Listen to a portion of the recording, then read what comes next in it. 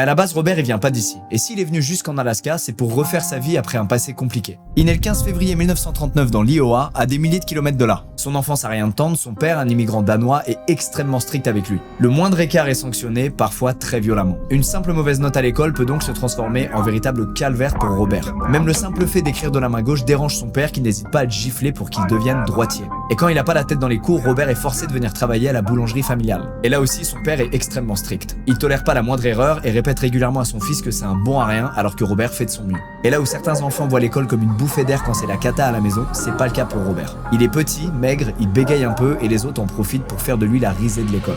Partout où il est, Robert se sent mal et exclu. Et évidemment, ça s'arrange pas quand il passe au lycée en 1954. Il a des gros problèmes d'acné, ce qui empire son harcèlement, et il a beau rêver d'avoir ses toutes premières amourettes comme tous les garçons de son âge, il n'en sera rien puisque toutes les filles qui lui plaisent se moquent de lui. Robert rêvait juste d'être un ado comme les autres, d'avoir simplement un groupe d'amis, mais au lieu de ça, il aura juste cette frustration en lui qui s'arrêtera jamais de grandir, jusqu'à ce qu'il finisse même par avoir des idées très sombres.